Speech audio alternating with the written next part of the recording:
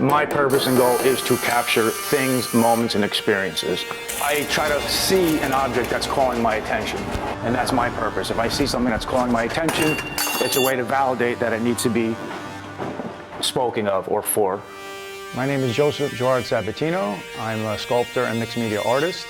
I'm in a space called the Solos Project House, and we're in a current space with a show titled The Intestines Never Lie. The works on paper that are beside me and around me were a series that started probably in 2005 and 6 while I was at residencies in Wyoming, actually. The series behind me, titled Passages, started smaller, and as the years progressed, began to expand more and more physically and in terms of its scale as well.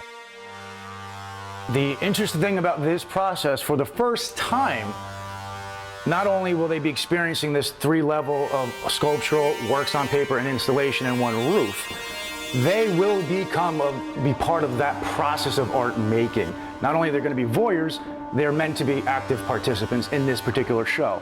Things to Love, for example, is the core title of the piece, and yet fried bacon or, monitoring plant life, they're all different thoughts, and they get even more gritty as you read and progress throughout the works themselves. So again, whether the space is given a set of rules for you to just go by or not, I want the people to interact with these various elements, to be influenced first by the actual works on paper from the period of time when I did this series.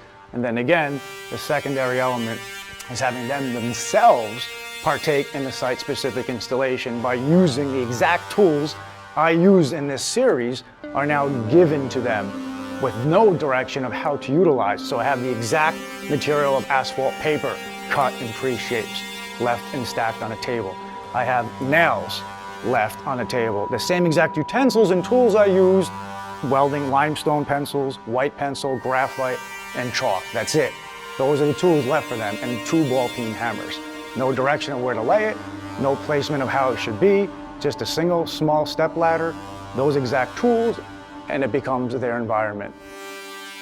So the things that are once grotesque have become things that I've known to embrace today.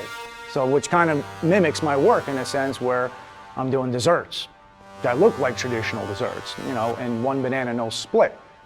Looks like a sundae, but guess what? Far from it. It's called one banana, no split, but it's all toxic, industrial, gross materials, velvet cement, 3 different grades of cement, liquid tar dripped in the form of syrup, a solid cherry that's again cement dipped in syrup with an oxidized wire as the strand or vine from the cherry.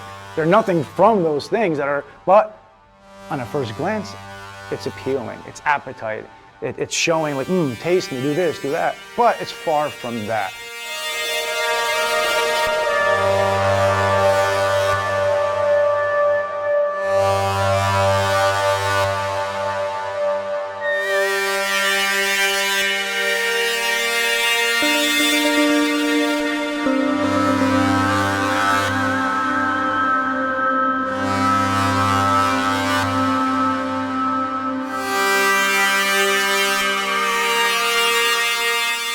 This show is titled Daily Rot, and although it's much more of an intimate space and cleaner compared to the other Solos Project House installation, the theme kind of is consistent to what's been shown there, visual imagery, etc. So I'm exposing literally and showcasing different areas of rot, whether it's through text and optically showing people to take them to another place, another time, or viscerally with organs from a mammal.